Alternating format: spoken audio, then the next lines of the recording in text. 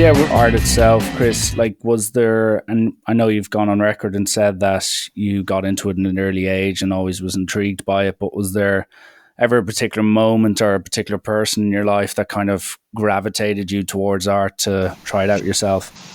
Um, well, I guess so. I had a cousin that was very good at drawing, though he ended up being a, Wall Street businessman in New York. And then I had an uncle that worked at a publicist kind of business. And once I went to his office, and it was like full of stickers and keychains and posters, and it was all based on cartoons. And I was like, wow, this is so fun and amazing.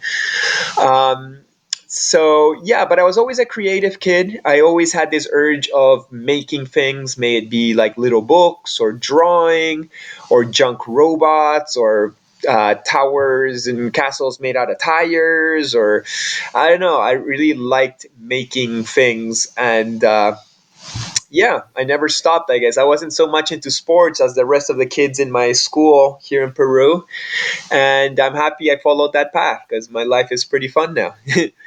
Yeah, now you get to do what you like. And with the other aspect of your childhood, you've said many times that you also had a big passion early on and still do for skateboarding. So, like, was that always a hobby of yours, or was there ever actually a time in your life growing up that you kind of were thinking, okay, maybe I actually might pursue skateboarding a bit more than I would painting, or was the artistic blood in you always at the forefront of your mind growing up?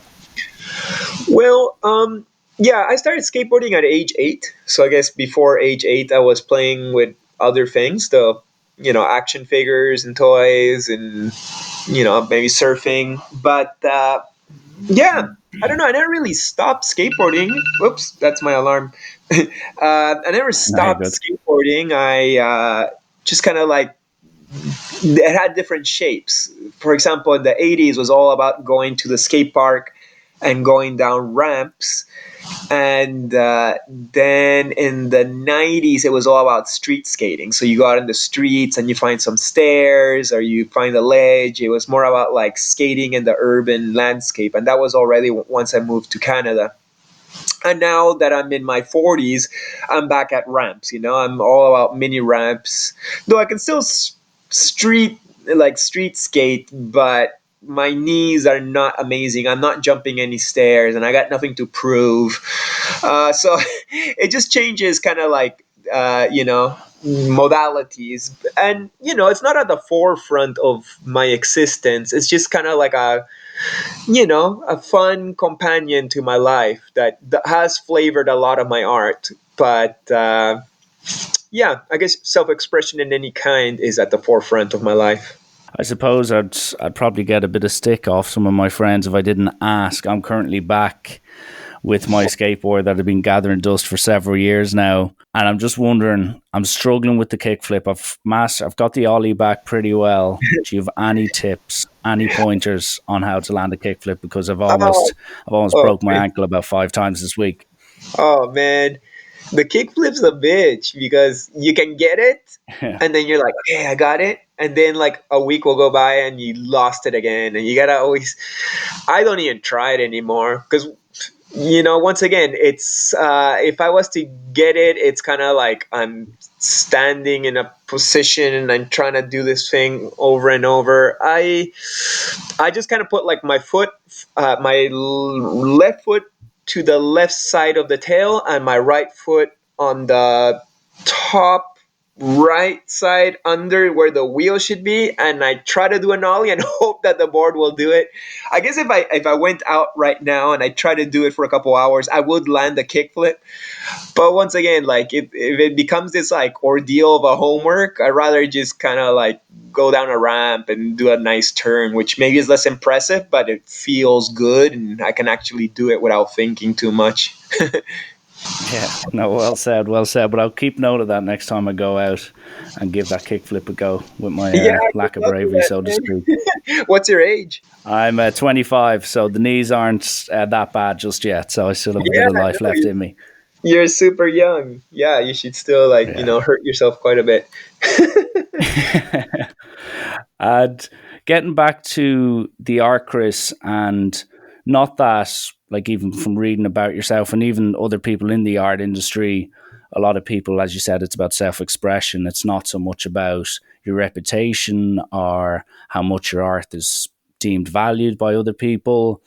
But like at what stage, because you started off, as you said, getting into it at an early age, like at what moment did you suddenly realize, okay, I'm pretty good at this. A lot of people seem to like what I'm trying to do, what I'm trying to preach, what I'm drawing.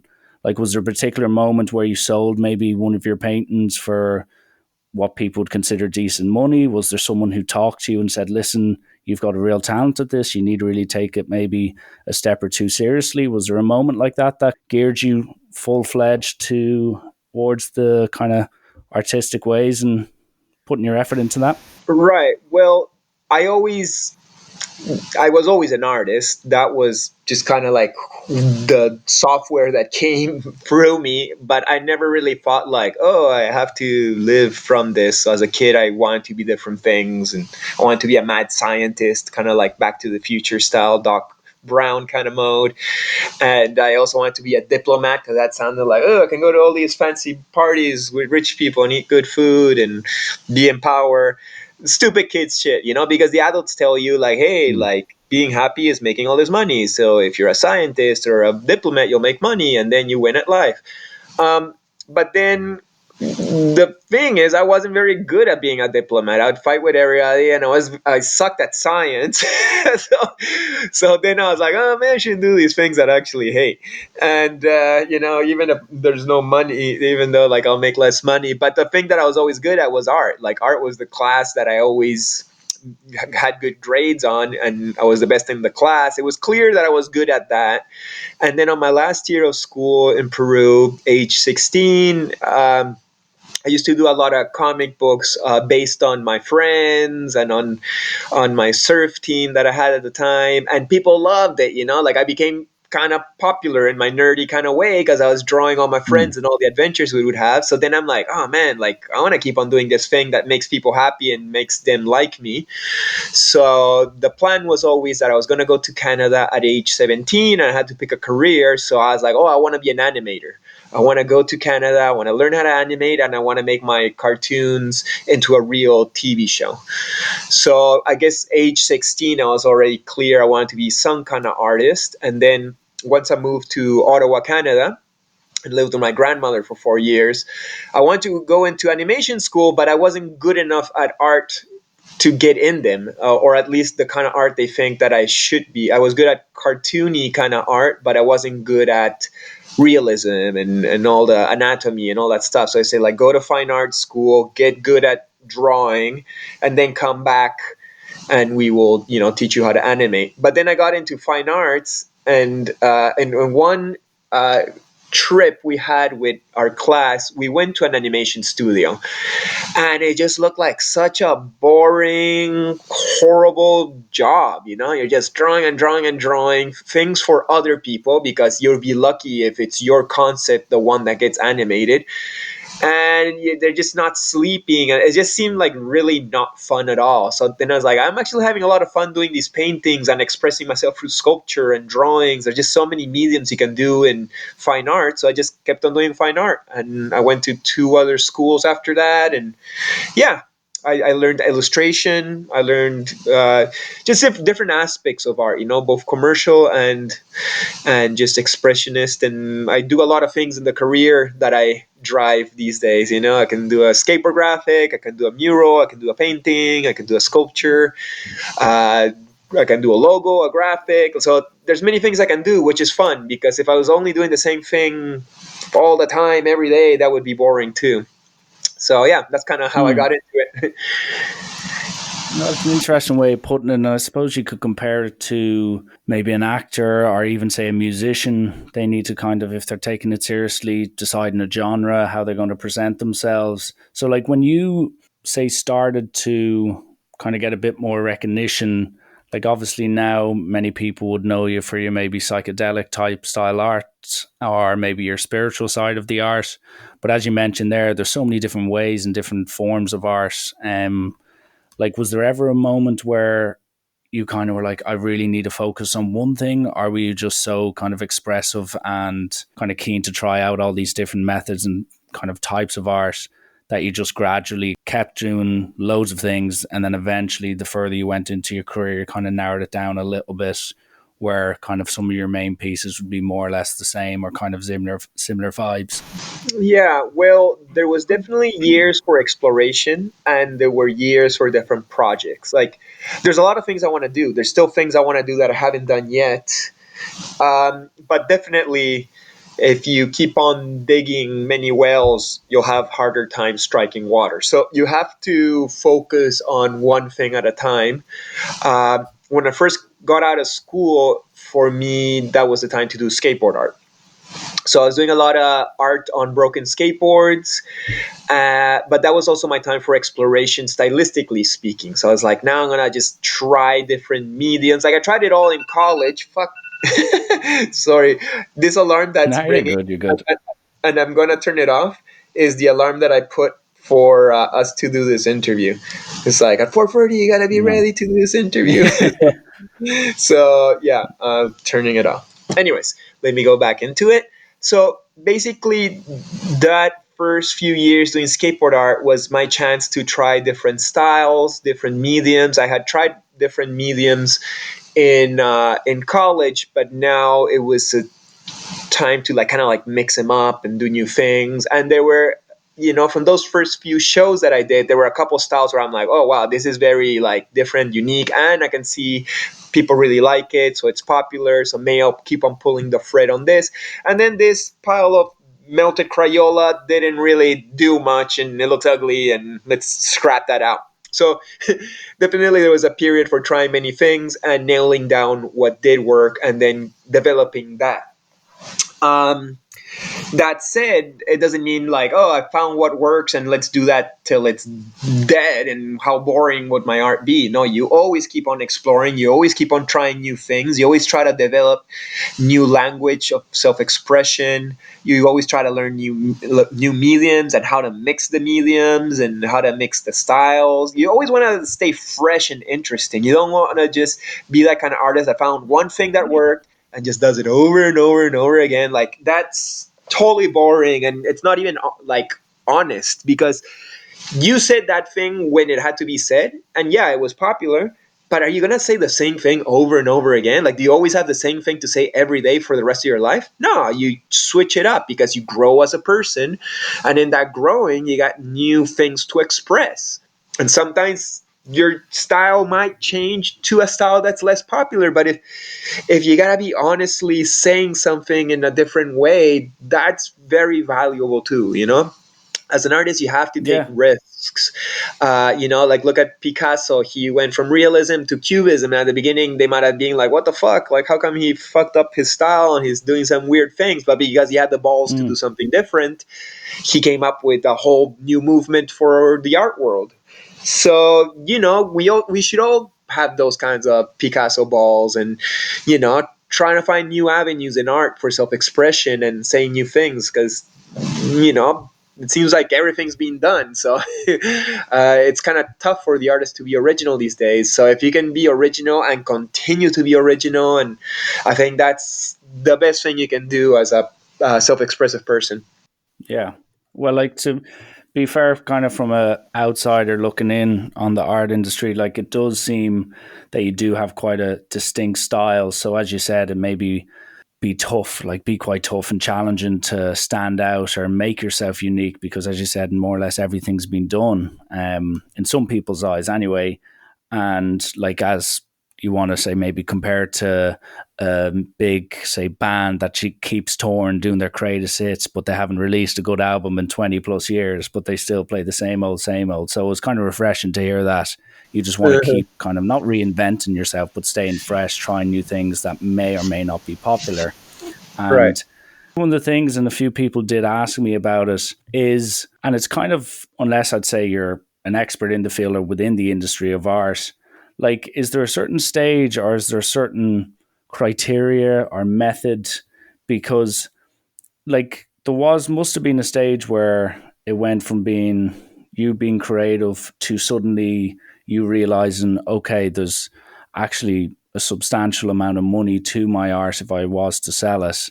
And like, how does one get to that stage? Do you simply have to build up a reputation like, say, a musician would? Or is it quite simply someone might look at that and go, that is a really impressive piece of art. I'm willing to spend maybe more than the average man or woman would? Or is it basically you need to build up your reputation to a point where people identify your name and then also with the art? Well, there's many answers to that, and really it's up to the intention and desire of the artist of what they want. You If you do like to succeed in the world of art, I always recommend my students, because I teach workshops, to go to the bigger cities. Like, you want to be a big artist, go to New York, to LA, and then you can play in the bigger leagues. Ideally, I'd like to think that art blows up because it's just so undeniably amazing in every single way, from style, uniqueness, technique, subject matter, etc. It's so undeniably good, then you just blow up and people pay you the big bucks.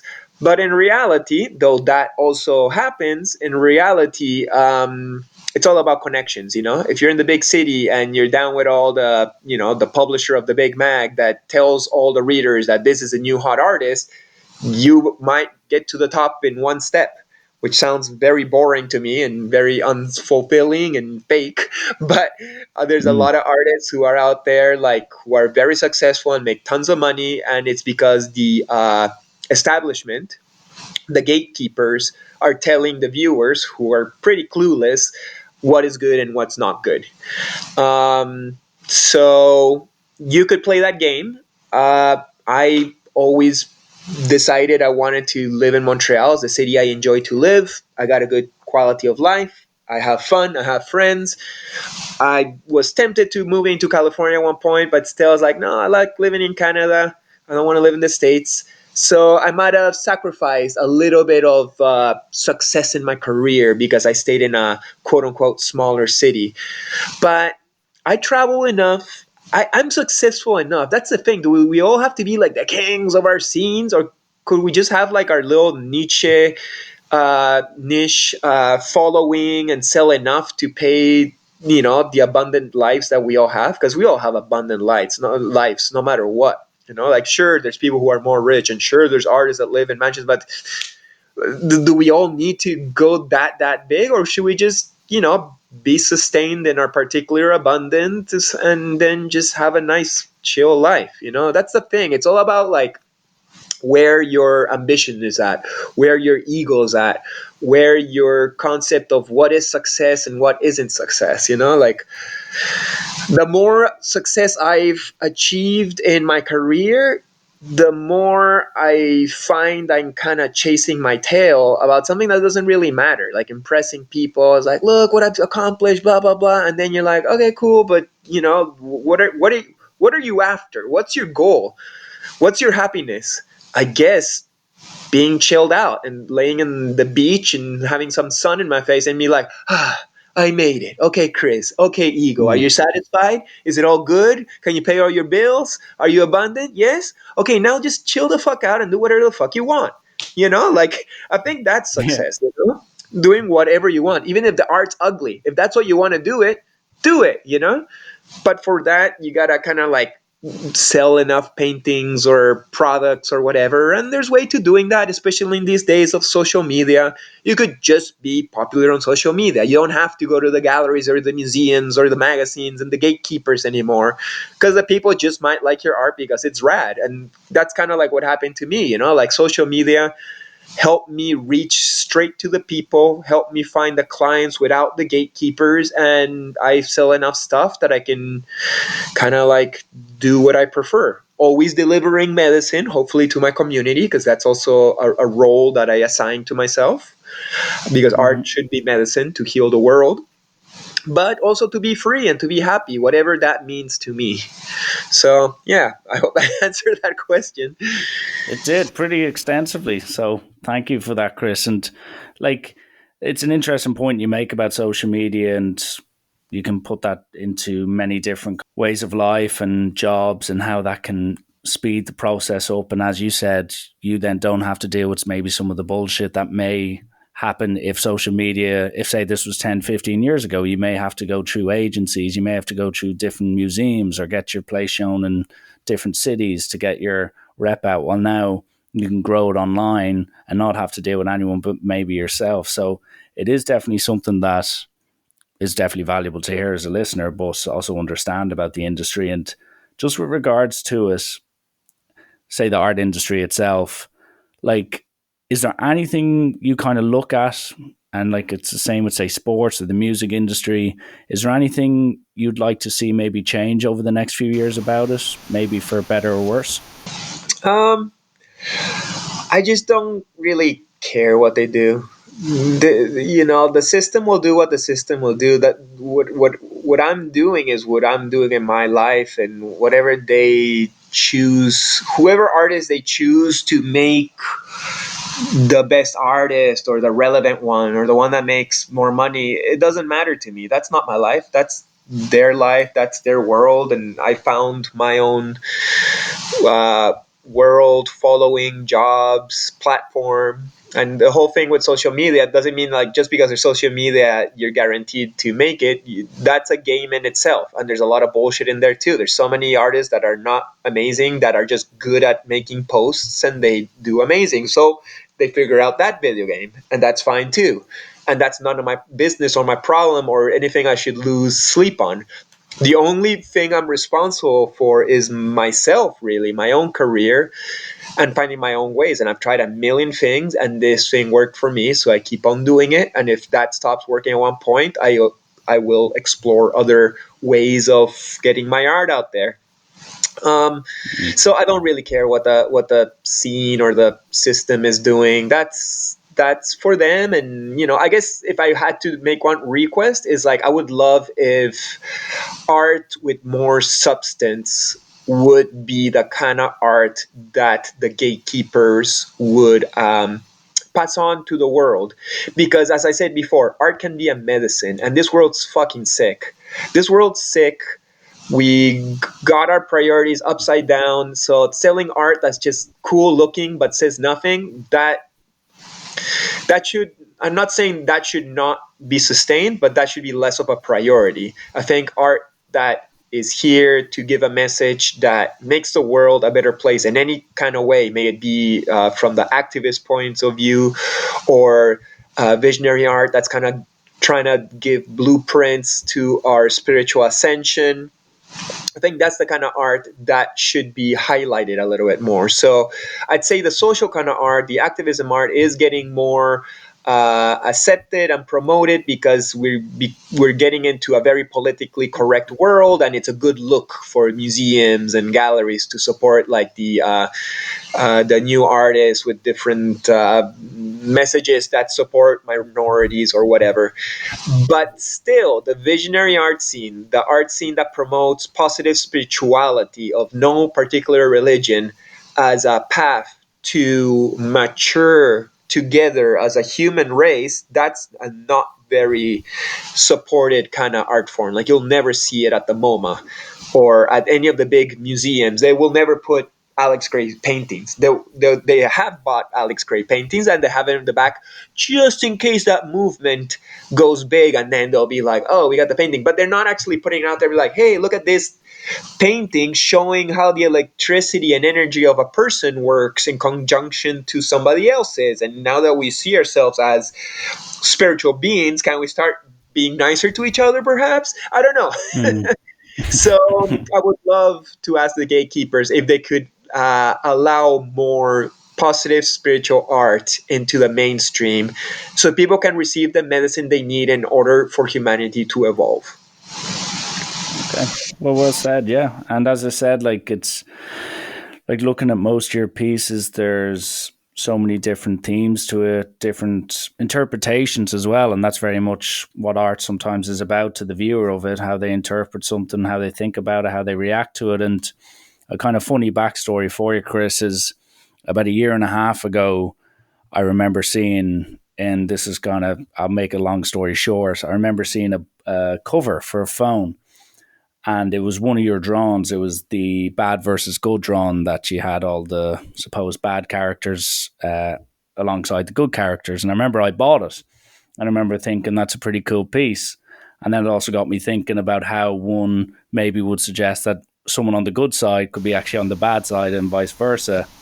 Right. And that then obviously got me into your work and got me to look a bit deeper in it. But like, even to take that for the example, as a piece and as a painting, and like most of the people who I show it always say, geez, that's a pretty cool piece. So congratulations on that. It's not getting a negative press, so to speak, but as you said, you're not too fussed on that. But without getting sidetracked, like, how does the process go into, say, making a painting like bad versus good? Do you think of maybe an idea of, oh yeah, let me get some of the bad guys and bad girls against the good guys and good girls, or Right. does it very much just come to you on the day?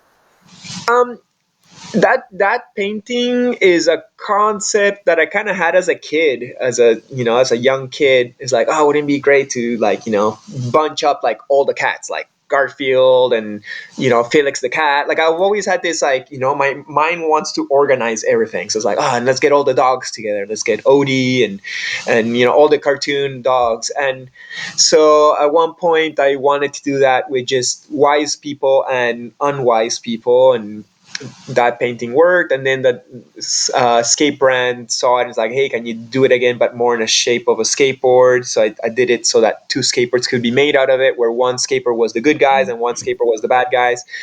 That was the intention for that particular painting. So I've only done that concept like a couple times, and it was very popular because it's made out of pop characters.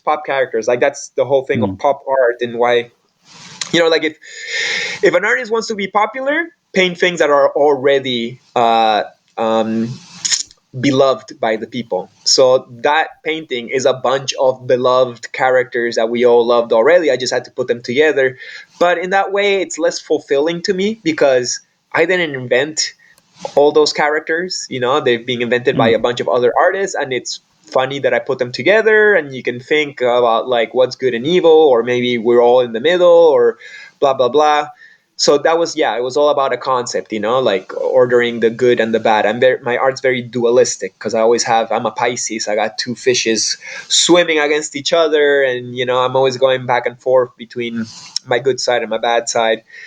But after I did that painting, I never wanted to do it anymore because, one, when it was popular, I always felt it was popular because people already liked the characters, and two, Yeah. a lot of people got mad at me for choosing what character went on which side. Like, a lot of people are like, "Oh, why do you put Andre the Giant on the bad side?" It's like, well, do you see WrestleMania 3, or why do you put the Queen of England on the bad side? It's like, well, she's like, one of the heads of the Illuminati.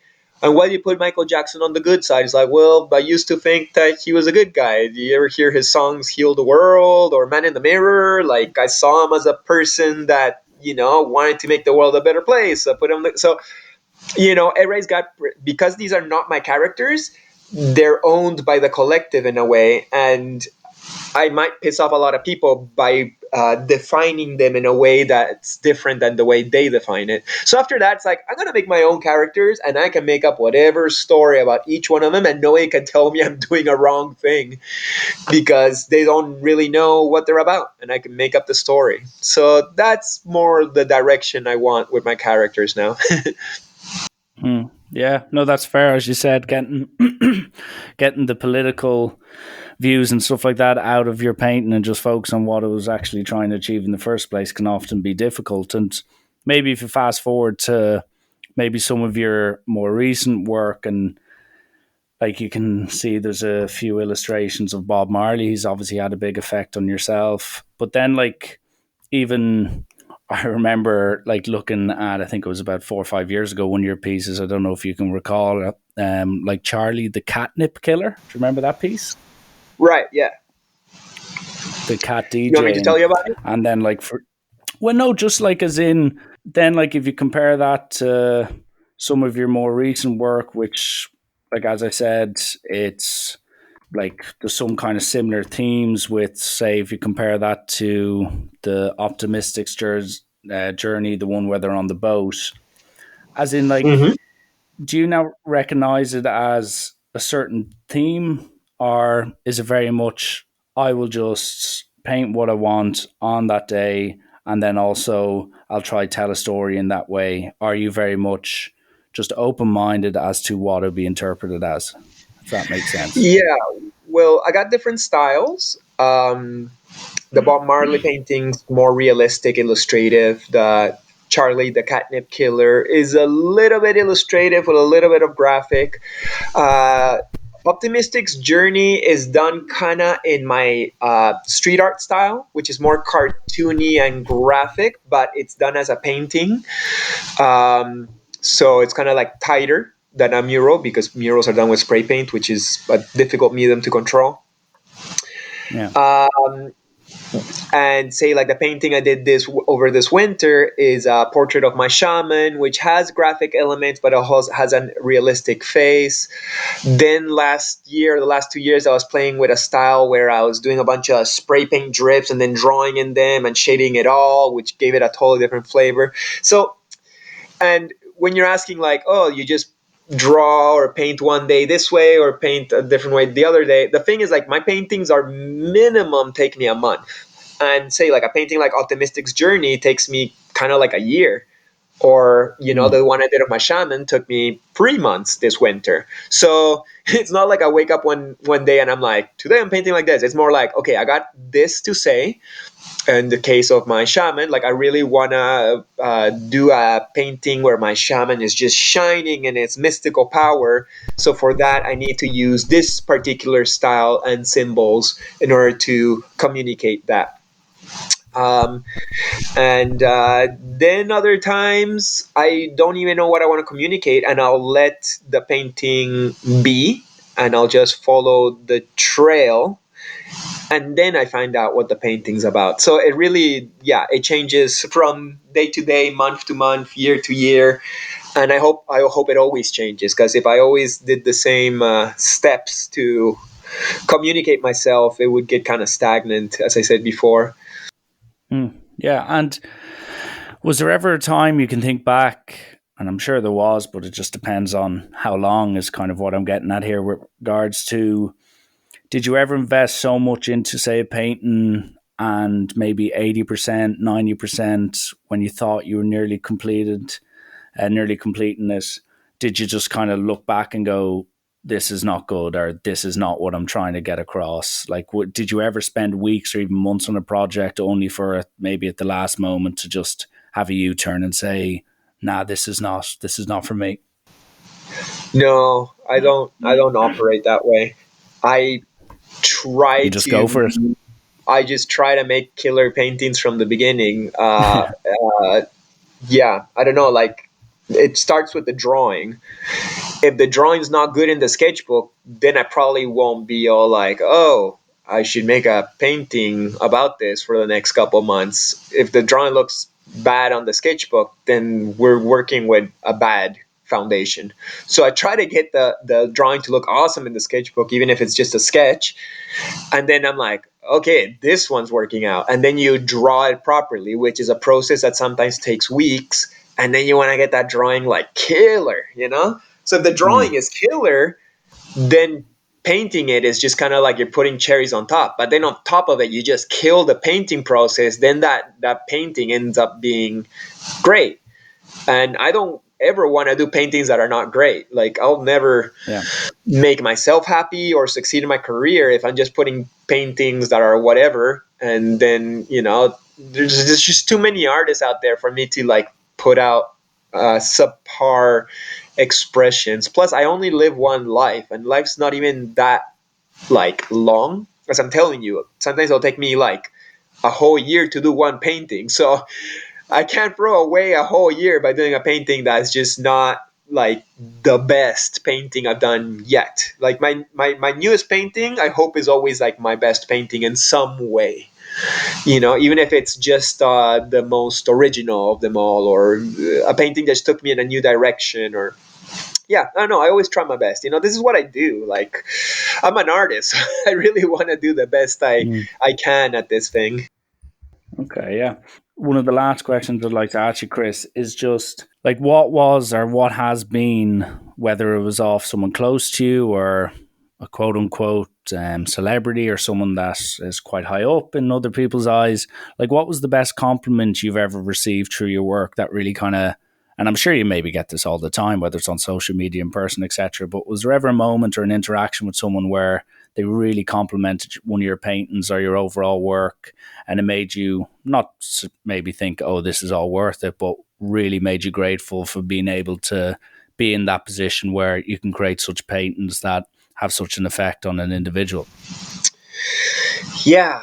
Well, I'm resisting saying that a compliment has more worth because it comes from a person who's more famous or more praised.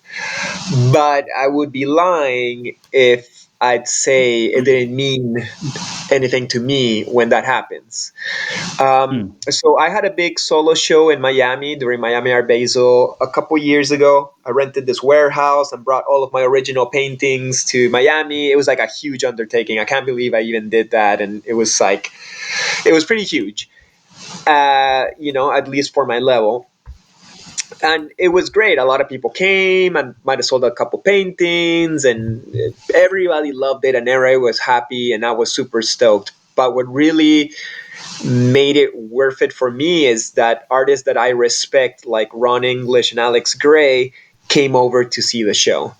Um, just the fact that they would make the time and respected me enough to go and see what I was putting. But then once they were there, they really appreciated my work. I'd say more emphasis on Alex Gray and his wife Allison, because they've been mentors to me. Like I've known them for over 10 years, and I've been teaching workshops at their place in New York, Cosm, for the last 7 years. I was supposed to teach one at the end of this month, but then of course everything gets canceled.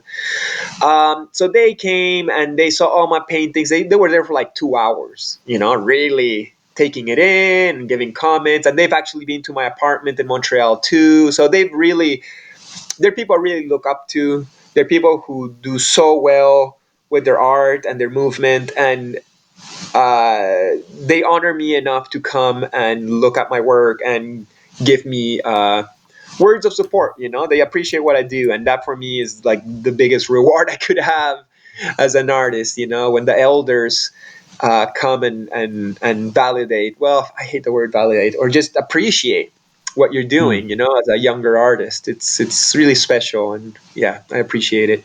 Completely get where you're coming from there, Chris. Even as you said, the fellow peers appreciating the work, and it takes a lot of time to get to that place where the art is fully made and it's full and ready to be put on show, I should say. And Chris, that more or less wraps up the main part of the podcast. But how I usually finish is with just a few quick fire questions, if that's all right. And I can Yeah. fire them at you, and then I can let you enjoy the rest of your evening in Peru, where hopefully the So I weather's, answered really quickly. well, as quick as you want. You don't have to. I'm not going to judge you. It's not like a quiz show, but as quick as you Okay. can. Yeah. Okay. Cool. So, your favorite painting you've ever made and why?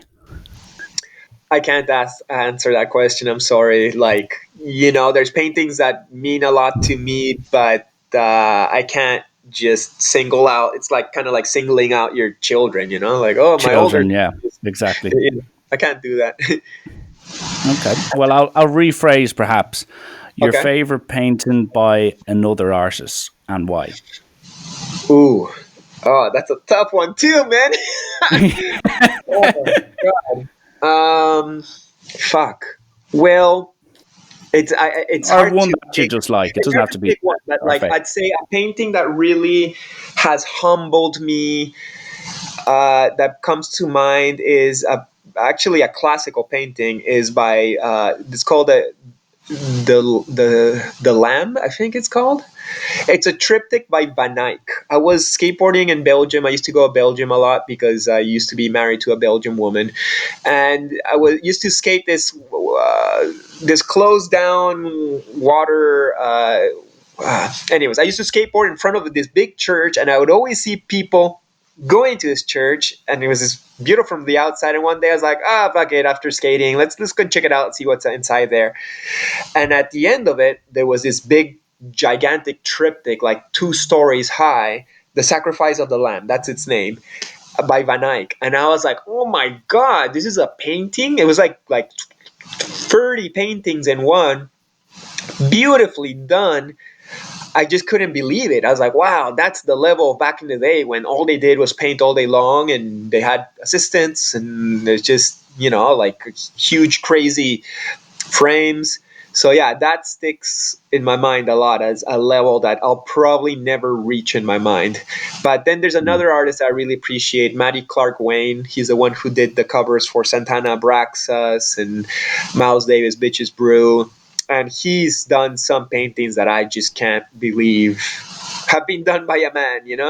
There's just a lot out there. There's a Mm. lot of great art out there. I'm just super humbled and I'm happy that people even like my art. But yeah, it's not a competition game. We all got different flavors. Yeah. And if you could travel back in time, what period would you go to? Hmm. Well, if I could travel back in time, really, and the thing is, I would like to travel back in time to a period that we're not certain even existed, but I like to believe that before humanity degraded into a lower consciousness of, you know, dumb caveman like kind of Mm. Yeah. animalistic kind of creatures, that at one point we were actually a really wise culture that lived with love and peace and had a lot of really great technology, the kind of technology to maybe build pyramids that still we can't understand how they built that. It'd be great to go back to the time where humanity wasn't stupid yet. I think we're in that process where we're getting out of our stupidity. We are growing up, we are maturing, but yeah, we're not there yet. So it'd be cool to check that out. Other than that, the 60s sounds pretty rad. Messy and Touche, painful, touche. but sounds cool. Your favorite film of all time? My favorite film of all time? Oh man, it's a big tie between the Back to the Future trilogy and the original Star Wars trilogy. Yeah. Yeah, and then there's this, but as a single film, there's this film called This Is the End, which is a bunch of amazing comedians, and it's like a post-apocalyptic film, but they're all acting as the actual actors themselves. I love that Oh, I've movie. seen it. I've Yeah, seen it. it's It's very fucking funny. hilarious. Yeah. Yeah. It's absolutely gas. It's brilliant. And one of the last ones here, bit of an odd one, but some people like it. Dogs or cats? I'm a cat guy, Yeah. definitely. Because growing up in Peru, dogs are gnarly, man. They bite you. I've been bitten many times by dogs, Yeah. and cats seem kind of clean, less stinky. Oh, fair. And your favorite skateboarder of all time?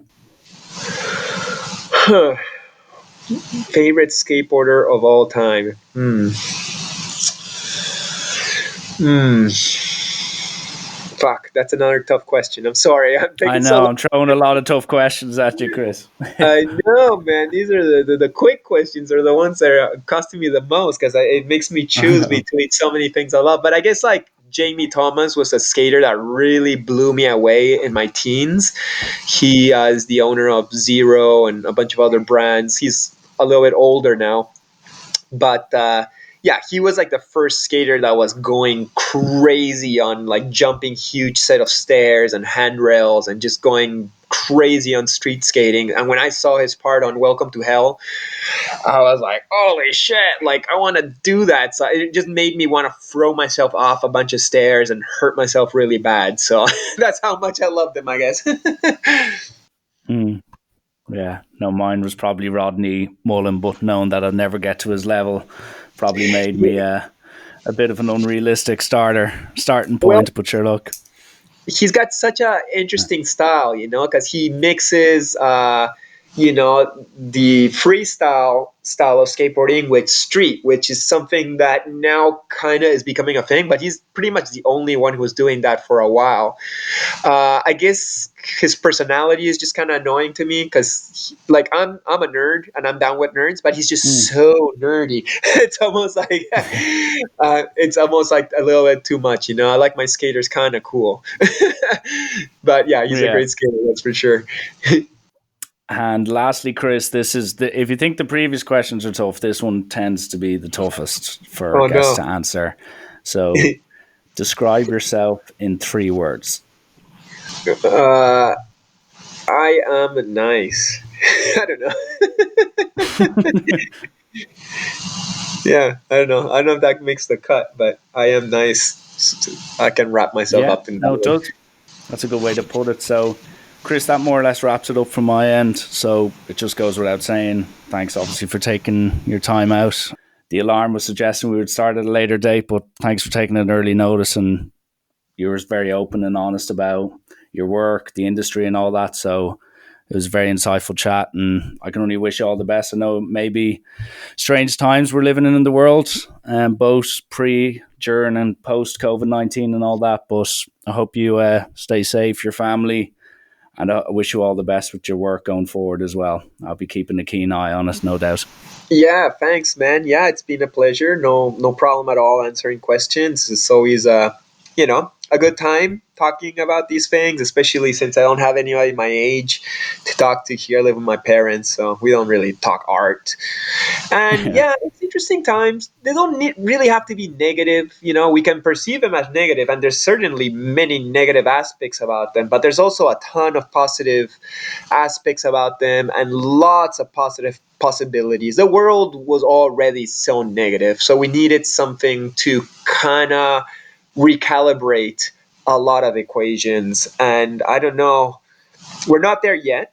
It's only been a couple months, and I don't think the process is over. I think a lot of other things are going to happen, maybe triggered by this virus situation, or maybe the virus situation will keep on transmuting into some other situation. But the world is changing, and we're seeing it, and it's kind of scary because we like our comfort, and there's a lot of good things about it. But we just couldn't go on into a world that was just had so much negativity and sadness, and there was just too much injustice. And on the environmental tip, the planet was just like, come on dudes, like, you really want to kill yourselves out of this beautiful paradise we've given you? So I see it as a very positive, good thing happening. As much as it's challenging and annoying and etc., we know what it is. I'm very optimistic, and I think a lot of good things will come from it. So I just stay in the place of gratitude, and I'm happy about it. well, listen, Chris, thanks a million for coming on again, and listen, enjoy the rest of your day. Yeah, thank you so much, Richie. Have a blessed one.